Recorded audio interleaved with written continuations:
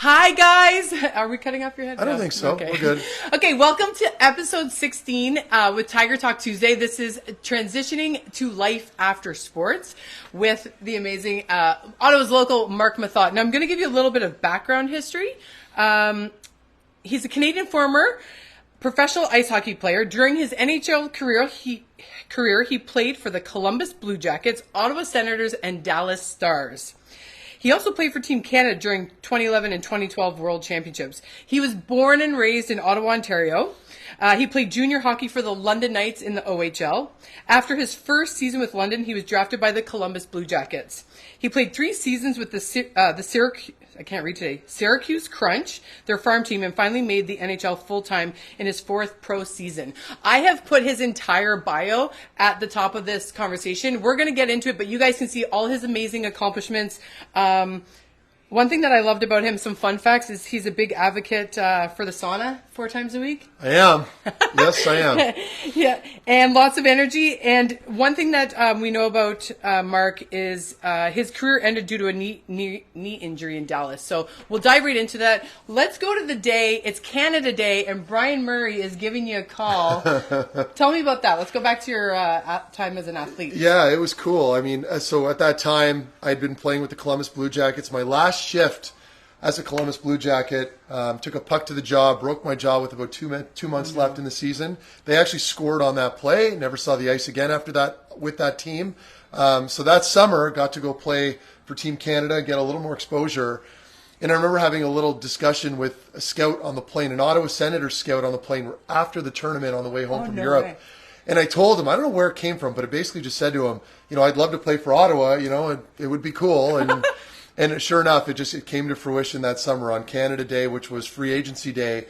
Brian Murray gave me a call. And, we were naturally watching it on TV. It's all live. So I found out on social media before anywhere else, which is the world we're living in now. Yeah. But, it was a great conversation with him. And it was about an hour before the Canada Day party that I was hosting at my house started. We had the DJ come over. Oh, my gosh. What a party that was. Had a huge party. And it was cool. So I was able to do that as an Ottawa Senator in that moment. But man, it was an interesting couple of years, and being able to play in my hometown was really special. Yeah, I bet. Now, being an athlete, I know this series is a lot about life after sports, but there's so many transitions that athletes go through while they're playing. Mm-hmm. And I noticed, obviously, your journey bouncing around different teams, and we'll talk about that, how that was for you. But I also like to dig into what we can't find online. Obviously, what it's like for your family, what it's like in a relationship, what it's like for fans. I've got a number of questions that I've written down that I want to make sure I ask you. But let's go back to that first transition when you have to leave Ottawa. Yeah, it was it was hard because my wife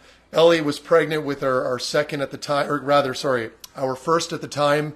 So it's a huge transition because all of a sudden it's not just myself having to play in a new city. Exactly. You have to worry about your significant other and how she's going to adapt to it and make friends because you're leaving family behind. So it was real hard. I mean, we had a little chat about it prior to this here where we talked about Texas, and I was lucky to play there. We loved our time in Dallas. Texas. It was great. So and the organization was first class. So doing that made it a lot easier for myself and for my wife and finding a place to live. Now that came with challenges. Being down there, it's a different landscape, of course. And I mean, the one notable thing that drove Ellie, my wife, crazy were the cockroaches. There were a lot more cockroaches. We weren't living in in a rough place or a bad home by any means, but there's different bugs down there. Yeah. There's different stuff to deal with. So, we had our challenges. If that's the majority of our challenges, life is pretty good. So that's all about perspective. Actually, I love that you brought up Dallas because you mentioned when I was looking, I think, at the Faces magazine article online, it talks a lot about that you were there, but a majority of the time you were injured. Yeah. And I was watching the Stanley Cup, the celebration of the Stanley Cup, and I was comments online about one of the backup goalies or that wasn't playing, and they were basically cutting him down for not getting a lot of ice time. And how that relates back to my question for you is, even when athletes are injured, because this whole conversation is around mindset and mental fitness, and you still show up for practice, you show up for video, you still put in the hours, whether or not you're getting the ice time or not. And you said they were really good to you, but how is that for you? How's that mentally for an athlete when they're on the team, but they're not in a place where they're getting the ice time that they really want? Yeah, I think for me, it was more, you're brought in from a new team. They sought you out to bring you in to help the group out. Now all of a sudden, weeks or I think it was a month into the season, my knee goes, right? Yeah. And never saw it coming. But I think for me, it was more just I was more just disappointed in myself for not being able to help out the team. Like I felt bad for the general manager, for example, right? Yeah, and so exactly. you want to be a part of the group, and I think like false advertising. yeah, and but it's true, Yeah. and I think when you're injured, especially it's a long-term injury, that presents challenges in itself. That you're separated from the group all the time. I was always in there before all the players came in, and then when the group started practice or meetings, I had to be out of the rink. You don't want to be a distraction. At the same time, you don't want to lose touch with your new teammates and be an outsider. So, it wasn't easy. But then I'm thankful, I had my wife, and obviously we had a newborn baby to look forward to. So I had a lot of really great distractions off the ice. But those are always going to be challenges in any kind of work, right? And when you're separated from the group, you lose a little bit of that team chemistry and not being able to socialize with everybody. So you start to feel a little more isolated. Yeah. And that was hard, but that's just the reality of pro sports, as you know. Yeah, for sure. And okay, so now most people can leave the game by choice, by injury, or unforeseen circumstances. Unfortunately, in your situation, you didn't have a choice. No. It was an abrupt break. So what was that like for you? It was very hard. The first year. I mean, I always say that first year after, and people always talk about how you have to be prepared, right? Like make sure you can prepare for it. and you can, and it's like people. We can tell you until you're blue in the face. Yeah, and it's like you better have a plan because you never know when it's going to end. And I'm guilty of that because you think as a player you're indestructible and you're just going to keep playing. And I never had any major joint issues growing up playing, and then eventually Father Time catches up. I'm 33 or 34 years old at the time. Boom, my knee goes. So that was really, really hard for me. And honestly, it's just something that, you have to be able to open up to people. You have to be able to talk to people. But no matter what you do and no matter what kind of conversation you have with players, it's such a high pressure job, that the words sound really good, but when you're in the moment and you're focused on your craft and you're focused on your game, it's really hard to prepare for all those other issues. So that's something that I think, like I said, you have to be able to bounce ideas off of people. You have to be willing to listen to people and, manage your emotions in the moment and understand that it'll pass. You will land on your feet again, and that's something that took me a little bit of time to get used to. But social media would have been in the picture then. Did that ever play an effect? Like I think about athletes today. Yeah. I just think, God, there was no social media when I was in university. I know. If there was a camera following you around. Yeah, and people can whip out a phone at any point. Yeah, right? So you don't have as much privacy. That's a big one. So you have to be very responsible, and you see it with a lot of the young kids coming in, right? When I call them kids, the teenagers and stuff that. And I saw a little bit of it toward the end of my career when, we'd get onto the bus after a game, win or lose. Guys were on their phones right away, looking up Twitter or whatever, seeing what people are saying. And it's like, all of a sudden it went from everybody communicating, having maybe a beer or just talking after a game to everyone's hunched over and looking at their phones. Yeah, we played euchre for hours on the bus. So our captain would hide in she'd come flying out of one of the compartments at the top, and we played pranks. I read about, like you said, Chris Neal is the big prankster. Yeah. But yeah, I know. It's they almost should turn off Wi-Fi, or if you could turn it off in those in locker rooms, I think there should be no, we went to see who did we go see? We went to see a speaker, and no Wi-Fi was allowed in the arena. Right. It was brilliant. Yeah, it's smart. People, now we connect again, right? And you're just so addicted to them now, right? Everybody, it's when you're bored, you have a couple minutes, you want to look down, and it obviously can't be good for you. But I think again, but that's the challenge now for athletes, and when you're trying to put a team together and you want them to mesh and you want them to do well, those are small distractions that you have to try to navigate around. So that's just the way it is. So you didn't get caught up in that? A little bit. I never looked myself up because I never wanted to know what people were saying because I knew it wasn't good for me. But, I'm guilty of grabbing my phone all the time and, reading up on the news. I like to see what's going on. And sometimes I think it's great to maybe just put that aside, touch grass, go do something active. Touch grass. That doesn't involve your cell phone, right? Yeah, so that's the world we're living in now. And so for young athletes up and coming, and I totally agree with it, what, parameters in place around cell phones, what would be your advice for cell phones? It's tricky. I mean, don't bring them in the locker room. Jeez, I think about... So teams now have internal policies. You can't tell somebody that they can't do something because, you're just violating their basic human rights as a human being. But I think, in locker rooms, it's encouraged now, on game days or whatever day it may be, whenever you're in the room, you leave your phone in your locker, you don't touch it. Yeah. You interact with your teammates, Yeah. with other human beings. Yeah. It's amazing. We got to what that can visualize do. and get ready for the game. It's hard, or if you see something that upsets you emotionally and then your thoughts are going wild. So, it's hard to those are perform. rules now that have been implemented that were starting to kind of come around a little bit toward the end of my career a few years ago. And now, it's my understanding that you cannot be on your phone when you're in the room. Oh, well, that's good. I love to hear that. Yeah. What would you say, how was the feedback from fans? Like, I feel like as a community, we have like a moral responsibility. Fans, like sometimes I'll be watching a game and I can hear some side chatter of people and they're critiquing the team's losing or they're having a bad game. Like, have you never had a bad day? And I don't think they like the long-term vision. I understand they want to be entertained and they're paying to see entertainment, but they have bad days too. Like, I think about family, fans, and your younger self. Like, those three pieces of advice, what would you give to them? You don't want to take away passion, right? Of course. You obviously want people to be passionate about the team and enjoy what they're watching. And by doing so, they're naturally going to be critics, right? They're all going to be armchair GMs. I do it now as an analyst, right? Like, I'll be watching a play and I'll think to myself, why the hell would you do that? But I think you also have to understand that athletes are also human beings. Yeah. And, they're vulnerable to critique and a lot of negative stuff that gets floating around out there. So, yes, it's on the player or it's on the athlete to manage that to a degree and not expose yourself too much. And you have to understand that you're almost signing a contract when you sign up and make a social media account, and you do have a bit of a platform. The negativity does come with it. So if you're vulnerable to that stuff, if you don't deal well with it, then that's something that maybe you need to look at internally and manage.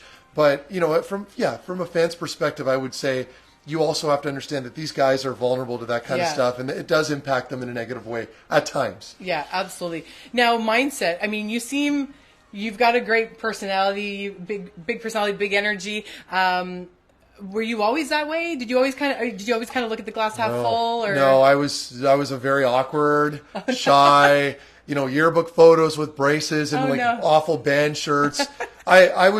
I was a really quiet kid. I lacked a lot of confidence. Oh, really? Younger, and I think a lot of that. I don't want to say that I was like that I was that bad. It wasn't extreme, but I was a late bloomer growing up. A lot of the guys growing up with maybe hit puberty sooner or whatever it was. But as a player, and this applies to a lot of people. When you're in a locker room and you're getting changed in front of people or you're showering after games, and some guys are far more mature than others, it's like, it sounds ridiculous, but it's a real thing that can cause anxiety in younger people and kids. So, I was very shy, and I think confidence came as I got into my teens. I started to fill out. I started to have more of an identity as a player playing junior hockey, and that's where I started to get really comfortable. And I think it took me a lot of time, but I had a lot of great leaders, a lot of good help from my parents and whatnot, and things kind of panned out the way they should have with me. Yeah, I laughed when I read the Faces magazine, and you're like, I don't like being known as anyone's sidekick, being partners with Eric Carlson. I was kind of kidding. I also took pride in that role playing with Eric. But I'm sure. No, anyone that I've spoken to, you're such a consistent, it sounds like you're very reliable. Are you like that in your life? Because it sounds like the role you played on the ice, very consistent. You always show up. I talk a lot about showing up. So are you like that off the ice? I'm structured to a fault, and it drives my wife crazy. But I love your wife. Inadvertently, though, I mean, it has great benefits because I'm always on. Like with the kids, I'm always on. Really, Yeah, like everything awesome. From cooking to the brushing and all that stuff. Like I'm anal. The dogs or the kids' hair? The dogs are another story, and God bless her for that. But no, I think for me, it's just part of my mentality, right? And I can't turn it off. So what's your morning? Because again, this is a lot about. I love talking about mindset, but what's your morning routine like? Or are you more of a night guy? Or I'm a morning guy. Okay. I like to go to bed early, usually around like 10 o'clock, and I usually I'm down till about 5:30, 6 in the morning, and then I like to get up before my kids do. I like to get my coffee. Time. And then right now my routine's changing a little because my son Jack, he's turning 6 soon. He's more involved in hockey now, so.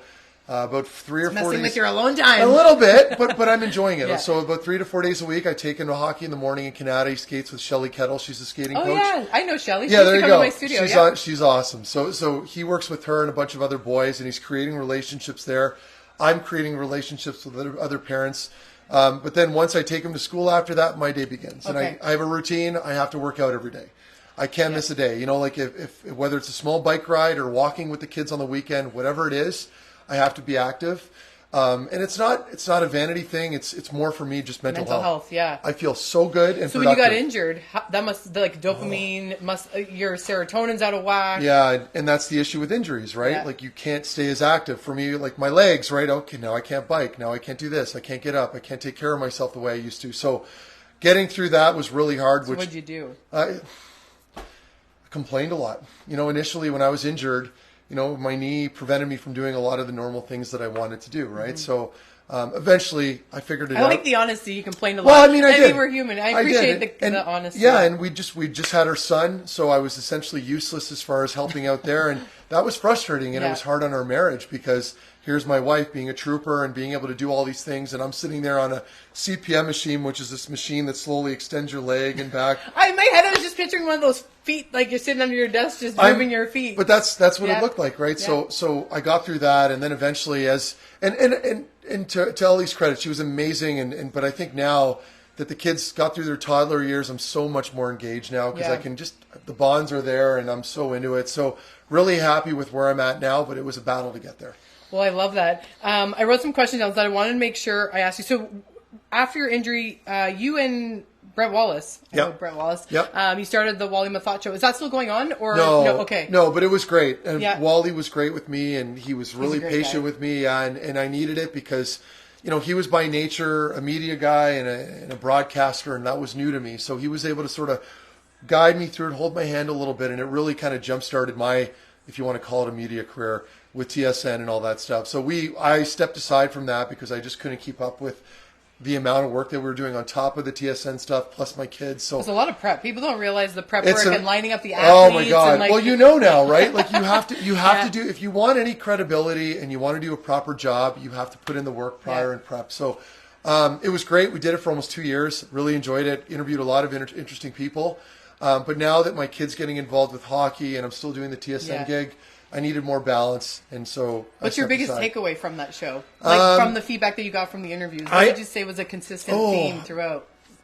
Oddly enough, I did enjoy the interviews. Like what you guys did, or you did not? I did not. I enjoyed the feedback I got from them. Okay. It's weird. It's a weird thing. Because external validation, you were an athlete, so you're used to getting the praise. Yeah, right? and I enjoyed talking about the games and breaking stuff down, but interviewing people, it felt very uncomfortable initially. Yes. But then you start to get comfortable doing it, and then once the discomfort goes away, you feel good and you're confident, and you're starting enjoying it. So I did actually enjoy it toward the end. I just couldn't commit the time. Yeah. So. But great. It sounds like it was what you needed to bridge that gap. Bingo. And help you kind of get to that next phase in your life. That's why I'm a yes girl in terms of like new experiences. Remember, my girlfriend needed an extra on a movie set. My husband's like, "Where are you going?" And then I ended up being there for 5 days. It was hilarious, but I loved it. But I always say yes to new experiences. You never know who you're going to meet, and that probably segued into the TSN gig. Correct? Big time. Okay, I do have one more question for you, and it's really important. Oh, geez, what is it? Why have you never watched It's All Gone Pete Tong? That was Paul. So a friend of mine, Paul, that was for you. Yeah, he gave me a DVD of It's All Gone Pete Tong and told me to watch it, and I told him for years that I would finally do so, and I never have. I feel like it's been 12 years now since that recommendation. Okay, so can you commit to watching it? Maybe sometime soon. I heard it's really good, so we'll say that. Sure. I went down like a rabbit hole of what does this mean this morning, and I was like, "What is this?" And that's when I found that picture I sent of you, and I showed it to Pete, and he was like, "Oh my God, you used to have it hanging in your apartment." Yeah. I posted it in the pictures online. You can see what I'm talking about. Well, it's such a pleasure to have you. What's nice about you, you've got a big, warm energy about you. You're brutally honest. So, I mean, I don't want to have athletes on here that I can Google. I like the conversation where we can be honest and real. There's enough fake stuff out there in the world, so I appreciate your candidacy. Sure. Any last words for, I think about athletes struggling in silence. That's really why I wanted to start these conversations, having lost some friends that couldn't navigate life after sports. Yeah. Any last words of wisdom that you'd like to I mean, I think for, like, if I'm being brutally honest, as you put it earlier, you have to learn to put your ego aside. You lose your identity, and the problem is not a lot of people will feel sorry for you, right? So you have to, when people look at an athlete and think, well, you had a great job, why would you complain? I think you have to get around that because everybody works very hard. Everyone's got a job, but at the end of the day, you have to reach out to someone. Just talk to somebody. Community. Don't compartmentalize all of it. Don't hold it all in. And again, and I know this sounds generic, for me it's been exercise. Well, I movement. noticed you said that one of the other guys I interviewed, Pat Woodcock, he went right into exercise. Yeah. One last question. Do you write? Are you journal? I don't write. I write a meditate? little bit when I'm prepping. I don't use a laptop because I find writing pen and down paper. stuff, I just I'm able to kind of hold everything in and remember more stuff. But yeah, when I'm doing my prep work, I write. I don't know if that's where you were going with it. Well, but just yeah. journaling for when people are navigating tough times. I journal a lot. Yeah. But I was just curious if you did our meditation. Well, meditation, I probably get through my In the sauna? sauna. I was going to say Because I sit there in silence for 20 minutes. It's brutal. It's hard. I get it very warm. And but Have you ever exited earlier than 20 minutes? No, but I keep trying to push it. But I mean this sincerely. Yeah. It works wonders and it's proven. So even if you have access to it at the gym, a lot of gyms have them now in steam rooms. Yeah. Big fan. Awesome. Yeah. Well, Marc Methot, guys, you heard it here first. Episode 16, Transitioning to Life After Sports. It's a pleasure having you. And if you're curious about my height, I'm actually on a step stool. Thank you for coming. Thank you.